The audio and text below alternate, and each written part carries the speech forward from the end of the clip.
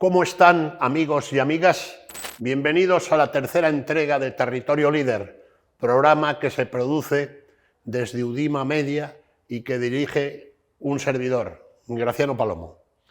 Gracias a todos por el seguimiento, las sugerencias y las críticas, siempre cabales, aportando un valor intrínseco a los valores universitarios. Esto es la libertad, el sentido crítico. Si en ediciones anteriores hemos intentado subrayar estos aspectos en Territorio Líder, mucho más cuando recibimos al líder del que, en mi opinión profesional, es el principal diario de España, El Mundo.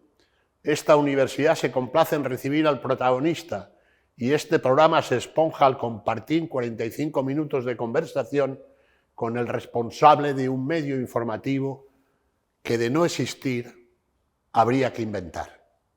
Y una vez inventado, disfrutarlo. Este es Francisco Rosell, director del Mundo.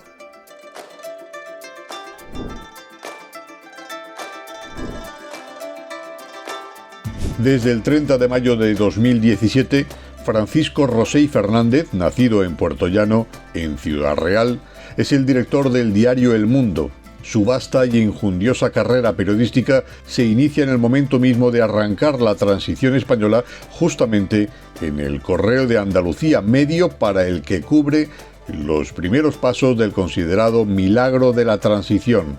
En 1982 se incorpora a Diario 16 Andalucía, rotativo del que será director durante 11 años, donde fue un látigo implacable en la lucha contra la corrupción. 3 años después será el fundador director del Mundo en Andalucía. Bajo su mandato serán históricas las informaciones y reportajes que desvelaron la profunda corrupción de la Junta Socialista en casos como los ERES, el espionaje en las cajas de ahorro andaluzas y un sinfín de trabajos de investigación que acorralaron al poder de los 30 años. Fue absuelto en todos los casos donde los denunciados acudieron a los tribunales.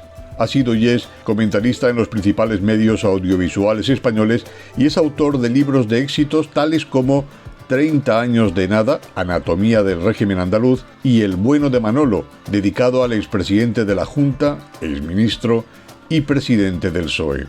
Bajo la dirección de Rosell Fernández, El Mundo se ha constituido en el primer referente informativo en rigor, sentido crítico, independencia y solvencia de la coyuntura española, es decir, en el contrapoder por antonomasia a los distintos poderes. Sus artículos dominicales, bajo el título de A Vuelta de Página, son de lectura obligatoria para todos aquellos ciudadanos interesados en el devenir de su país y del marchamo de los asuntos públicos.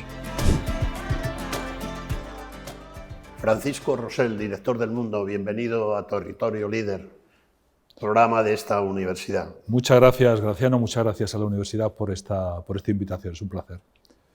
¿Se puede ser buen periodista sin ser buena persona? Bueno, yo creo que hay que serlo las dos cosas, ¿no? Es decir, un buen periodista siendo mala persona no tiene ningún sentido, yo creo, porque al final nosotros tenemos una responsabilidad como periodistas, que es administramos un derecho ajeno, ¿no? El derecho a estar bien informado, y no lo puedes hacer desde esa maldad personal, sino todo lo contrario. ¿Cuál sería su análisis de la situación del periodismo en España y de habla hispana? Porque esto va también a países iberoamericanos, sobre todo a estudiantes de periodismo, que hay muchos en esta universidad. ¿Cuál sería su diagnóstico? Bueno, estamos en un momento en el que el periodismo, si ha sido fundamental a lo largo de la historia, este es uno de los momentos claves, ¿no?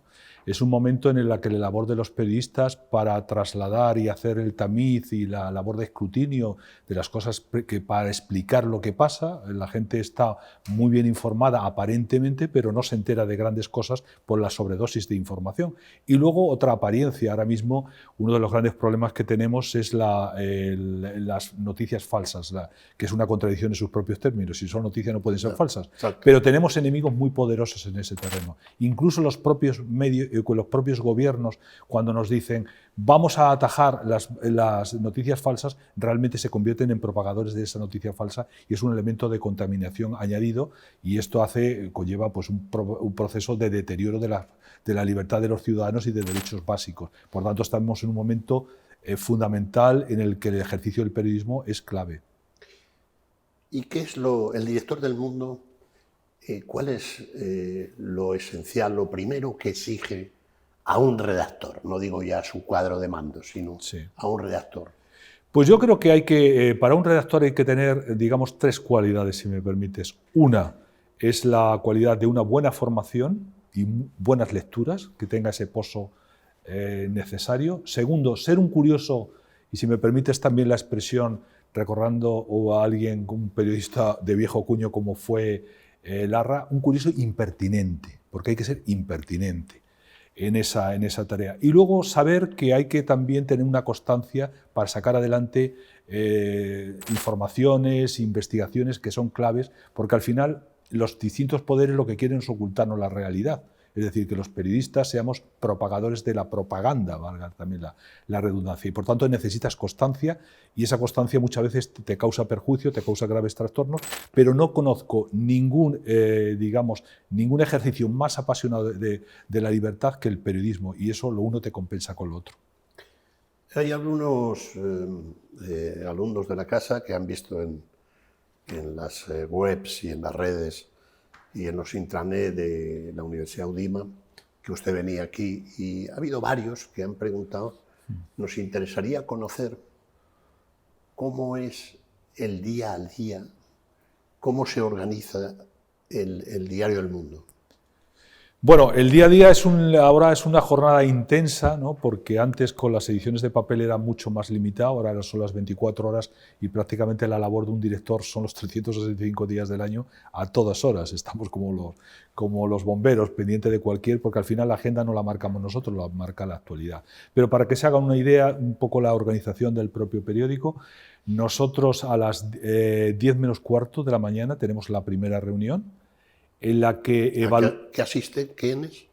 Asisten siempre los jefes Jefe de área. jefe de sección del periódico. Y ahí analizamos un poco cómo ha ido el día anterior, las cosas en que hemos fallado, en que hemos mejorado. Ahora también hacemos una cosa importante, que examinamos el tráfico que se ha producido en la web, como la audiencia de la propia web. Estamos ahora mismo en el procedimiento premium, saber qué informaciones, qué suscriptores se han unido al proyecto del Mundo como nuevos suscriptores del proyecto, evaluamos eso y planificamos el resto del día, ¿no? Después de esa reunión tenemos otra posterior a la 1 de la tarde, que es la reunión de opinión. En esa reunión de opinión pues examinamos un poco los temas de actualidad sobre los que va a opinar el periódico y damos las líneas generales del análisis de esos acontecimientos. Eso es a la 1 de la tarde. Luego, posteriormente, después del almuerzo, a las 5 menos cuarto, volvemos a tener una reunión en la que planificamos la portada de la web del día siguiente, examinamos cómo ha ido la jornada y también hacemos la portada de papel del periódico. Y esas son las 3 reuniones claves. Durante todo este proceso, evidentemente, se producen muchas variaciones, porque al final la actualidad aparece cuando aparece, o bien las investigaciones del propio periódico las tenemos cuando las tenemos, pero esas son las 3 reuniones básicas de la organización del periódico en el día a día. Bueno, como habrán visto ustedes en el vídeo, el director del Mundo, Francisco Rosell, Paco para los amigos, es un periodista que no cayó en la dirección de un gran medio como es el diario El Mundo, quizá el más importante e influyente en estos momentos, digamos, en la España de Sánchez, que empezó de abajo. Es decir, fue cronista parlamentario en la transición, luego fundó en Andalucía, que es donde trabajó la mayor parte de su vida hasta llegar a Madrid. Llegó a secretario general, director ahí de los periódicos, puso el mono de minero en la escala de información, sobre todo de los ERES. Y desde esa perspectiva, director, quería preguntarte, Sí. ¿influye más un editorial o una noticia? ¿Influye en el lector? ¿Le impacta más un editorial de esos sesudos que suele hacer, por supuesto, el director, pero también su comité editorial, catedráticos, en fin, filósofos, etcétera, etcétera? ¿Qué le parece a usted? ¿Qué influye más a la hora de determinar una opinión sobre un tema concreto, no solo político? Bueno, yo creo que influye más la información. Yo creo que es la materia prima, es lo que influye realmente el impacto que tiene tanto los lectores como, digamos, la opinión pública general. Pero también te digo una cosa, los editoriales son muy importantes porque es la base argumental, el racionamiento en el que se apoyan muchas veces los propios lectores para entender y comprender las cosas que hay en el trasfondo de la propia información. Por tanto, es un conjunto de ello, ¿no? Pero fundamentalmente es la opinión. Lo que pasa es que cada vez es más claro que la gente también necesita argumentos, valores, es decir, reflexión sobre los acontecimientos que le expliquen lo que está pasando y por qué está pasando muchas de las cosas que nos están ocurriendo. Pero evidentemente la primera materia es la materia prima, la información, por su impacto, por su valor, es genuino, ¿no? Paco, tú llevas ya unos cuantos años al frente, digamos, nacional del mundo, ¿no? ¿Cuáles han sido tus valores, principios periodísticos básicos que has querido transmitir y plasmar en tu periódico? Pues nosotros en El Mundo, pero antes en Diario 16, que es donde anteriormente estuvo, y si me apuras antes en el Correo de Andalucía, donde empecé mi primer oficio de periodismo, siempre ha sido el periodismo de investigación. Es decir, siempre sabemos que el poder, por lo general, te intenta ocultar determinados acontecimientos. No te puedes quedar con sus palabras, tienes que buscar sus hechos. Y ahí el periodismo de investigación es fundamental. Nosotros lo hemos practicado, lo practicamos en Diario 16, en un momento haciendo una investigación importante en torno a los negocios que se hicieron en la Exposición Universal de Sevilla de 1992, los negocios que se intentaron, precisamente algunos de los que participaron en aquello que se llamó la Isla del Tesoro, de intentar hacer de los aledaños del Parque de Doñana un nuevo Marbella, con negocios muy vinculados a entonces el poder político de Felipe González, su cuñado, socios, etcétera, etcétera, que yo creo que fue una gran aportación que impidió la urbanización de los alrededores de Costa Doñana, y es de las cosas que más orgulloso me siento como periodista. Y luego el entramado de poder de Andalucía. Felipe González decía que su aspiración cuando llegó al poder era hacer en España un PRI, ¿no? Es decir, el PRI es la dictadura perfecta que dijo Vargas Llosa, en el sentido de se mantienen las libertades, pero una estructura de poder absolutamente inamovible. Pero también cayó. Sí, efectivamente. En Andalucía es donde más se avanzó. Se constituyó, aprovechando el régimen autonómico, 40 años de régimen sobre una estructura de poder, y una de las estructuras de poder era los llamados ERES. Era un fondo de reptiles que permitía compra de votos y manteniendo una estructura clientelar absolutamente fundamental para que el deterioro electoral no conllevara ningún cambio, ninguna alternancia en el poder en Andalucía. Eso fue fundamental, fue complicado porque antes de los ERE, que fue una investigación importante que causó la dimisión de dos presidentes de la Junta, Manuel Chávez y José Antonio Griñán, y a su vez presidentes del Partido Socialista, pero antes hubo una otra investigación importante que fue a propósito de un escándalo que hubo de las cajas de ahorro andaluzas, en el que la luego ministra Magdalena Álvarez intentó formar una caja única, absorber todas ellas, y en ese proceso pues hicimos una investigación que vimos que se estaban produciendo, digamos, determinadas investigaciones a dos presidentes rebeldes de ese proceso, ¿no? Revelamos la vinculación de esas personas que estaban muy vinculados con la estructura de poder del entonces presidente de la Junta, Manuel Chávez. A raíz de esa información, Manuel Chávez me presentó una demanda a mí y a otros miembros del propio periódico, al autor de la información, Javier Caraballo en concreto, y nos sentaron en el banquillo y a mí me pidieron una fianza de 700.000 euros. Era la mayor fianza que se había pedido jamás para un periodista. Esto nos obligó a someternos al proceso de sentarnos en el banquillo cosa que, como puede entender cualquiera, no es nada fácil solamente por sentarte en el banquillo, sino porque al final esa foto o esa imagen fue proyectada por los canales de Canal Sur, etcétera, etcétera. Ganamos en primera instancia, ganamos en segunda instancia y fundamentalmente pues al final el periodismo salió reforzado por un coste personal muy importante, no cabe la menor duda. Pero por eso decía yo, la constancia de salir adelante sabiendo que tu responsabilidad va más allá de la responsabilidad personal, va la responsabilidad de una actividad, de una profesión y de una forma de entender las cosas, ¿no? Bueno, ese espíritu que está describiendo el director y que aparece muy subrayado en el vídeo acerca de nuestro invitado de hoy, que es un entrañable compañero de la misma generación y que hemos visto ya pasar mucho agua, hemos visto correr mucho agua por los puentes del Guadalquivir, de aquí de Madrid no, porque no hay ni agua ni puentes. Se mantiene vivo en el diario El Mundo hoy bajo su dirección, muy crítico con el poder, y él ha avanzado un poco, pero yo quería incidir, sobre todo para los miles de estudiantes de periodismo que hay en esta universidad, compensa personalmente, porque el hecho de que te estigmaticen unos corruptos, normalmente los periodistas también tenemos familia, también tenemos que dar de comer, pagar las facturas, etcétera, etcétera. ¿Compensa eso? ¿Cómo se lleva? ¿O es que tienes madera de mártir? No, madera de mártir no, pero sí que tienes... Hay una película de Humphrey Bogart, director de periódico, que hay una señora que dice, bueno, va a pedir la ayuda del periódico. Dice, bueno, ¿por qué viene usted al periódico? Si tiene los jueces, tiene la policía, tiene para denunciar esa situación. Y dice esta señora, es que el único en el que creo es en el periódico, que sé que me va a apoyar y va a defender mi causa, y apelo al medio de comunicación. Para mí eso es fundamental. Es verdad que incomoda mucho.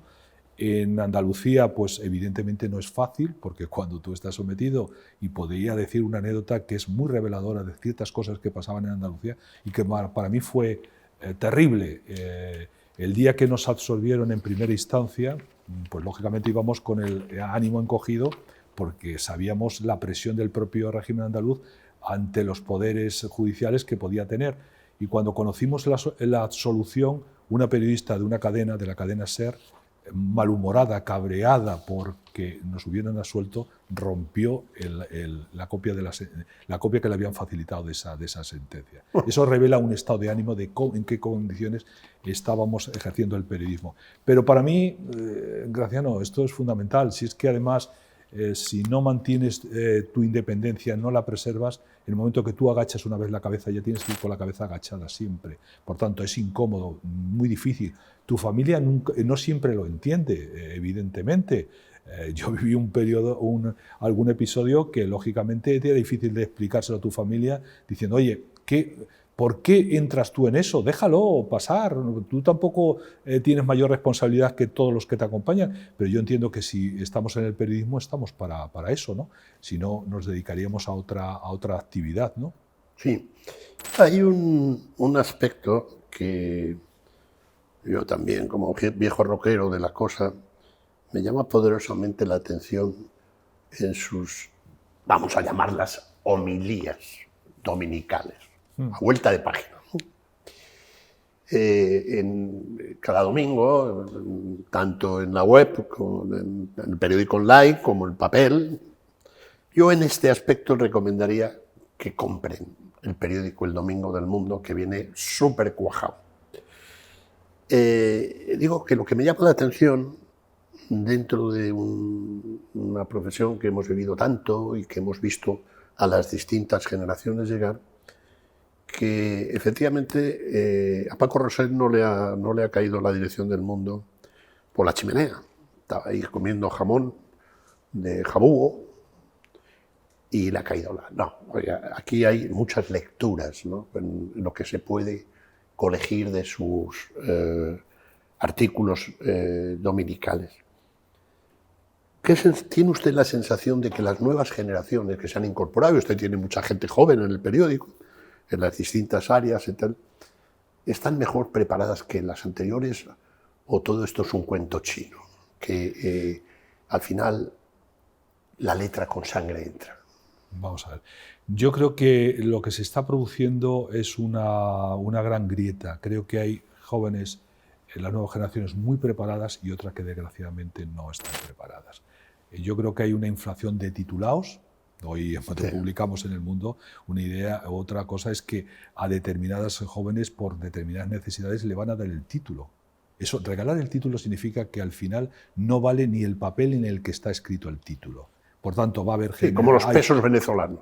Claro, llega un momento que la inflación debilita los títulos. Sin embargo, hay jóvenes, y lo vemos en el propio incorporación al periódico, gente con una formación extraordinaria, con una inquietud extraordinaria, con una formación muy buena, pero veo que estamos un cierto espejismo con eso que se le llena la boca a los políticos de que tenemos la generación mejor preparada. No, tenemos la generación más titulada, que es cosa distinta. Y estamos llegando a un extremo que determinados títulos no van a servir absolutamente para nada. Por tanto, tú tienes que preservar un título que realmente sea de enjundia y luego también, yo insisto mucho, hay que leer continuamente. Yo siempre hago el esfuerzo y no tengo tiempo, siempre saco una hora para leer algo que no tenga que ver con la propia actualidad, ya sea ensayo, ya sea historia o literatura directamente. Es que eso es primordial. Es primordial, porque ahí encontramos la base de mucha formación. Ahora que hay un desprecio absoluto por las humanidades, que en el caso de la filosofía se está sacando de los planes de estudio por una asignatura que se llama valores, no se sabe lo que significa eso, valores, que es el adoctrinamiento político e ideológico, pero no la formación. La formación hay que buscarla y eso es clave, pero ya seas para periodista, seas para médico o seas para cualquier actividad que quieras hacerlo, porque eso además hay una cosa muy importante, es el espíritu libre, el espíritu crítico con lo que ocurra. Yo quería preguntarle si la sociedad española, el pueblo español, si se me apuran algunos de los que me están viendo, los distintos pueblos de España, esa gente que se ha utilizado, la gente, ¿es mejor, igual o superior a sus dirigentes actuales?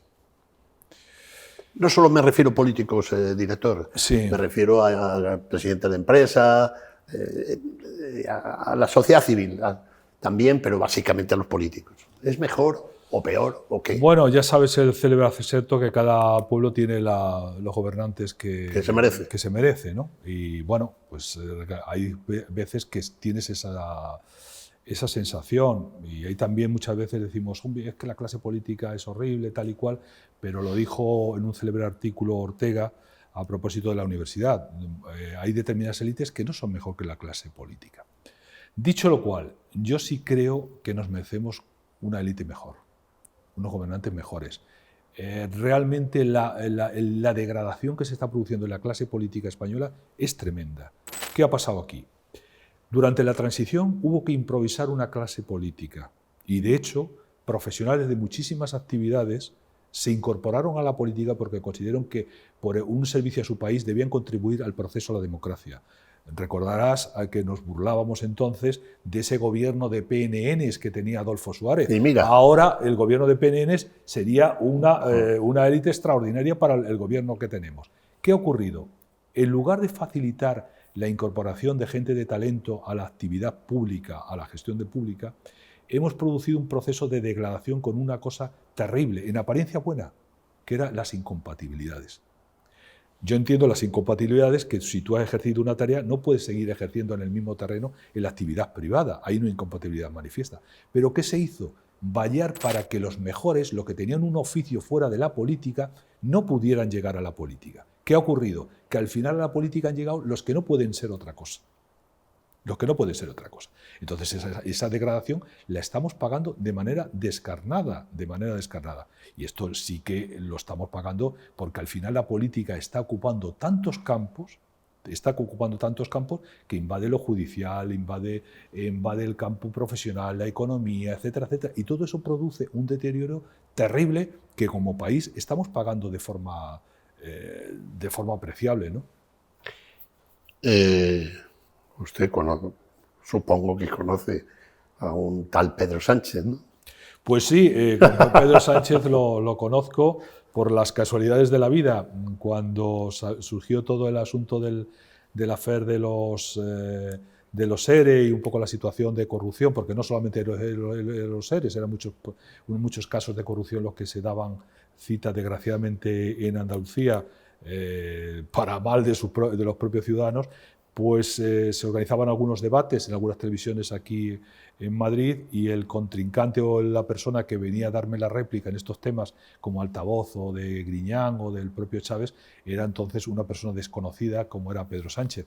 Entonces nos conocimos y empezamos una relación que luego la seguimos como jefe de la oposición, y ahora, pues con las dificultades lógicas de alguien que tiene que ejercer el contrapoder, que es el oficio de los periodistas, diferenciar y de fiscalizador de la tarea política, pues siempre con algún problema en esta nueva tarea, claro.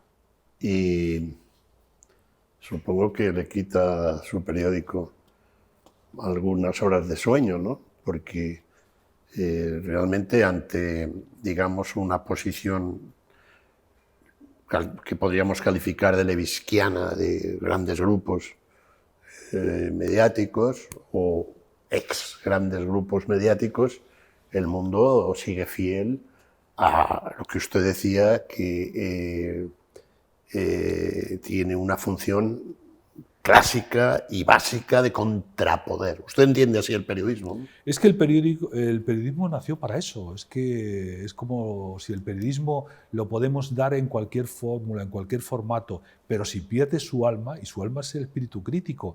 Cuando un gran revolucionario liberal, como fue la Inglaterra de su tiempo, como Edmund Burke, decía, que es el que acuña la expresión cuarto poder, él lo explicó muy claro lo que quería decir cuarto poder. En un momento de crisis del poder ejecutivo, de corrupción en el poder ejecutivo, de corrupción en el poder judicial, de corrupción en el propio Parlamento británico, él apelaba a los medios de comunicación como ese cuarto poder que con sus informaciones, con sus denuncias, produjera la depuración de las instituciones británicas y recuperara el espíritu primigenio. Y eso apelaba al cuarto poder, realmente, la expresión que luego se ha devaluado o se ha tomado con otra deriva. Pero eso es decir, un liberal que apela como última instancia, como esa madre a la que hacía referencia, que va al pequeño periódico que dirigía en la ficción Humphrey Bogart, y apela a él. Pues un liberal como Burke apela a él en un momento de gran corrupción en la Inglaterra de su tiempo, y gracias a ese espíritu de contrapoder, de denuncia de los medios de comunicación, pues la Inglaterra de su tiempo produce un proceso digamos, de catarsis y de recuperación de las propias instituciones. Sí, director, pero esto que decía Burke, efectivamente aquí en España se han publicado libros extraordinarios de Burke, entre ellos uno del actual embajador de España en Oslo, José Ramón García Hernández, maravilloso libro sobre Burke. Pero yo creo que eso de cuarto poder se ha quedado muy antiguo, porque incluso el expresidente del gobierno, Iglesias, en sede parlamentaria, decía que él, flamante vicepresidente del gobierno y con soberanía para tomar medidas y orientar, nada menos que el gobierno de la nación tenía menos poder que usted. Es decir, ¿cómo ve esto, Paco? Bueno, es que no en los medios de comunicación, en tanto expresión de la libertad. El problema que él tenía es un problema con la libertad de los ciudadanos. Y evidentemente la primera tentación, los vemos, y lamentablemente todo lo que está ocurriendo en Latinoamérica, y lo estamos viendo en nuestro propio país, lo primero que es la presión sobre los medios de comunicación, cerrarlos, amordazarlos, perseguir a los periodistas, etcétera, etcétera. Y por tanto él lo dijo de forma muy clara. Él se reía precisamente de sus correligionarios andaluces, porque en un tiempo de crisis del Partido Socialista se formó un gobierno de coalición con Izquierda Unida, y los que él decía, los muy pardillos de mis compañeros de Izquierda Unida, se pidieron la Consejería de Turismo. Yo me hubiera pedido el control de los medios de comunicación, y él lo tiene clarísimo en ese sentido. Los medios de comunicación, en tanto en cuanto proyección como elementos de propaganda y adoctrinamiento, no como medios de comunicación. Porque los medios de comunicación, cuando pierden la esencia de ese control, de esa fiscalización, ya no son medios de comunicación, son otra cosa distinta, medios de propaganda, que es lo que él busca y la esencia. No nos engañemos, él lo decía. Yo en este momento la democracia mola, la libertad mola y tengo que defender eso, porque ya la dictadura ni la del proletariado me votarían para eso. Por tanto, me tengo que transformar para, una vez tomadas las instituciones, devaluarlas, destruirlas y entrar en un proceso de control de los medios de comunicación y de la propia libertad. El director del Mundo ve peligro de Caribe, que esto se convierta en otra Venezuela, iba a decir caribeño, es decir, ¿ve peligro real de tanto político como de control de la sociedad? ¿O esto es más bien pasajero porque la gente ya ha tomado el número real a los bolivarianos? Vamos a ver, yo creo que ahora a estas alturas nadie discute que la fórmula Podemos no deja de ser una franquicia del bolivarismo en cuanto a financiación, pues siempre buscó, en un momento en el que el petróleo pues daba para todo, para regar todo lo que había por haber, un interés por parte de Hugo Chávez de poner un pie en Europa, y el primer pie era España, y la idea de ahí nace Podemos. A mí no me preocupa Podemos, a mí lo que me preocupa es la podemización de los partidos que tradicionalmente han sido constitucionalistas o han defendido la Constitución. Es decir, un partido socialdemócrata, como fue el Partido Socialista después de la refundación del PSOE en mediados de los 70 en Suresnes, pues ya ha dejado de ser socialdemócrata. Es un partido que se ha podemizado, un partido que... y entonces eso sí me preocupa, porque hay determinadas barreras que el Partido Socialista, incluso en los momentos más duros de tensión con el Partido Popular o con tensión con la UCD, etcétera, etcétera, siempre había un límite que no superaba, que no desbordaba. Sin embargo, ya podía ser en momentos tensos del Doberman, etcétera, etcétera, pero sabía que la Constitución, que era un proyecto que ellos habían trabajado, no la desbordaban. Ahora mismo Pedro Sánchez está asimilando, está interiorizando el discurso del propio Podemos o de fuerzas del independentismo o del brazo político de ETA, como en el caso de Bildu, cuyos dos socios, pues este sábado hemos visto abrazados en la manifestación que se ha producido, se ha registrado para apoyo para sacar a los presos etarras de prisión en San Sebastián, ¿no? Paco Rosell, dos cosas breves. ¿Usted cree que verá una España cuarteada? Y dos, ¿usted cree que verá a Pablo Casado de presidente del gobierno? Bueno, pues son dos preguntas importantes, ¿no? Hemos puesto el germen para que lo primero se produzca, realmente.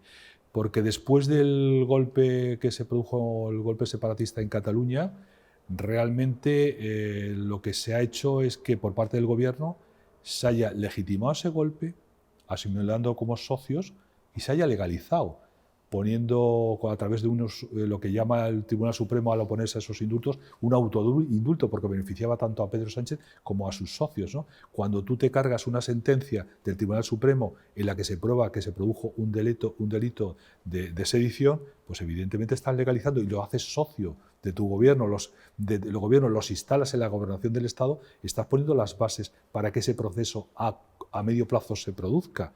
Es verdad que también ahora, después del intento de golpe de Estado en Cataluña, hay una cierta vía pragmática, es decir, vamos a dejar que pase el tiempo para que se genere un caldo de cultivo para que la independencia caiga como fruta madura dentro a medio plazo, una vez que controlamos los resortes de la formación, etcétera, etcétera. Casado, es verdad que él tiene que estructurar una alternativa de gobierno, las encuestas ahora mismo le son favorables para llegar al poder, pero no se engañe, son 2 años muy duros en el que el proceso de la actual estructura de poder, lo que se llama el gobierno Frankenstein con sus aliados, van a cambiar las reglas del juego, le van a poner muy difícil esa llegada al gobierno. Porque aquí lo que se intenta es un control del Poder Judicial, un desembarco en el Tribunal Constitucional y hacer imposible la alternancia política. Porque esto es lo que nos estamos jugando, que se haga imposible la alternancia política y el centro derecha se le reduzca a la mera impotencia para que ese proceso siga adelante. Por tanto, si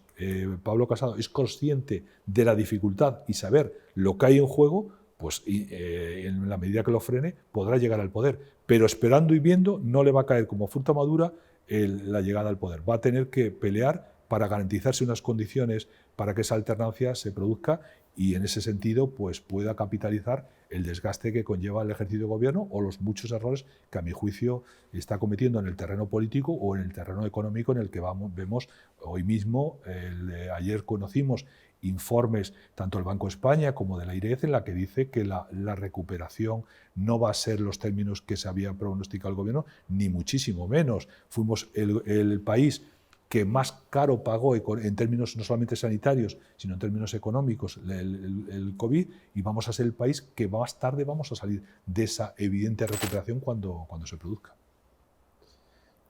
Sobre el mismo tema del jefe de la oposición, que es un chico de 40 años,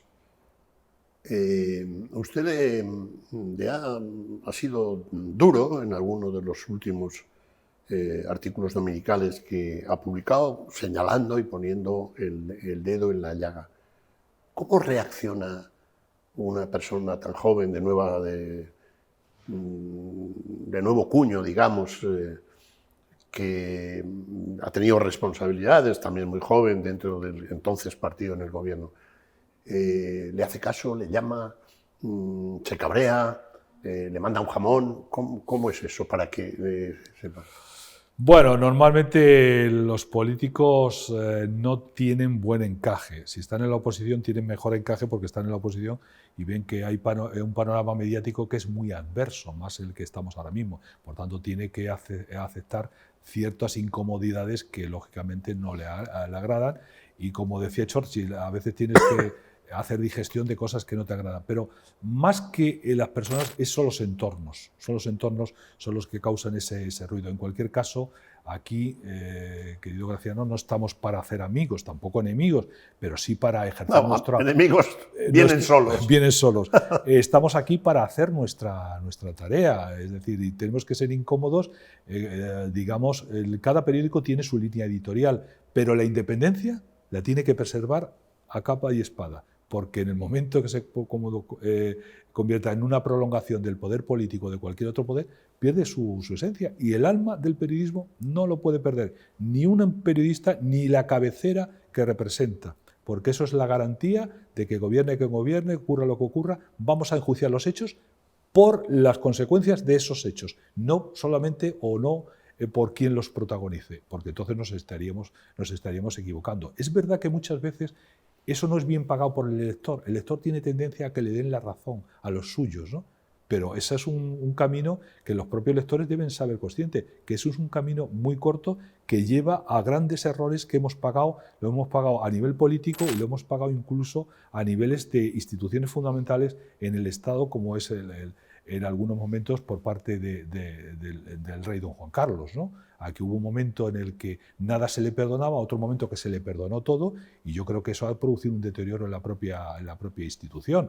Por tanto, si los periódicos jugamos nuestro papel por encima de incomodidades, yo creo que le hacemos un buen servicio a la sociedad y nos hacemos un buen servicio a la libertad de todos, ¿no? Sí, eso es lo que decía Paco, el gran Indro Montanelli, ¿no? Que a veces tenía la sensación que los italianos, decía él, que buscaban en los medios y en los periódicos el pienso que les gusta y que a veces hay que darles un pienso amargo, ¿no? Como tal. No quiero terminar, y perdonen ustedes los dos argumentos ad hominem, tanto de Francisco Rosell como el mío, porque la pregunta que le voy a plantear, porque, como ustedes saben, se apareció hace 5 meses un libro titulado Iván Redondo, El manipulador de emociones, cuyo autor saben ustedes que soy yo, pero venía precedido por un gran prólogo escrito maravillosamente, si no, no lo hubiéramos insertado, por Paco Rosell. Y leyendo esta mañana el análisis que hacía el director del Mundo sobre el personaje, entonces todopoderoso, se sustanció unos meses después y ahora mismo. Es decir, que lo que veníamos es que era un personaje de cartón piedra, con humo, una vez blanco, otra vez negro, otra vez amarillo, otra vez rosa, etcétera, etcétera.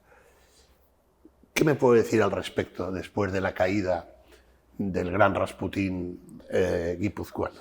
Bueno, pues querido Graciano, que lo que antes veíamos que el rey estaba desnudo, que éramos, tú como autor del libro y yo en la medida posible, pues también como autor del prólogo, pues ahora todo el mundo descubre que estaba desnudo.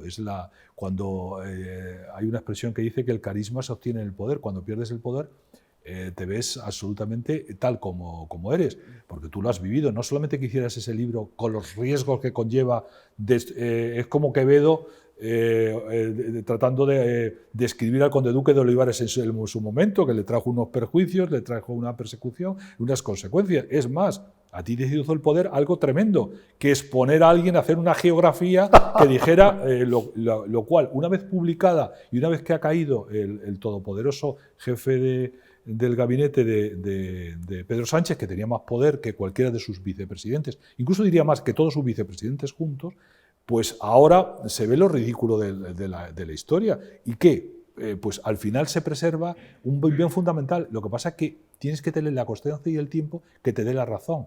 Y realmente durante el tránsito es complicado porque te genera muchas incomodidades. Ahora resulta ridículo esa geografía que se ha publicado, porque es patético, ¿no? Pero entonces alguien se empeñó en decir que el rey no estaba desnudo, ¿no? Para que no lo señalaran y no le causara ningún perjuicio, no porque no lo vieran. Pero ahora esos ciegos voluntarios recuperan la visión de manera sorprendente. Pero tú lo hiciste en el momento que se debió hacer y la forma en que se hizo, haciendo periodismo del mejor, ¿no? Bueno, señores, esto ha sido el alma del diario El Mundo.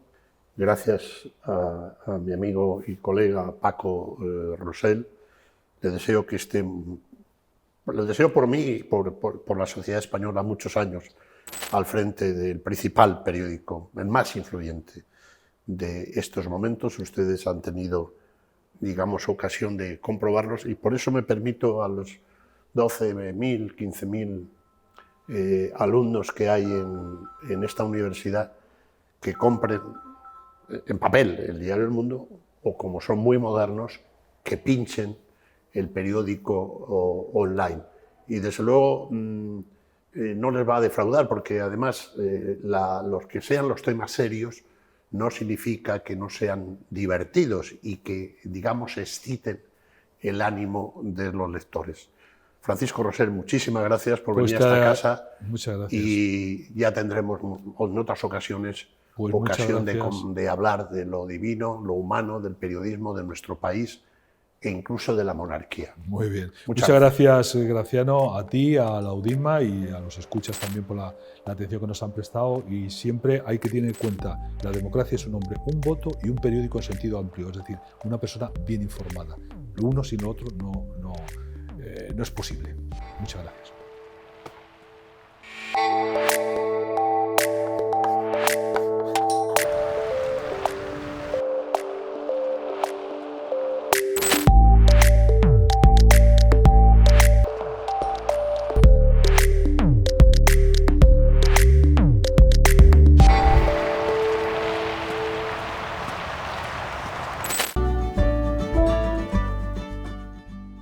Más de lo que se ve.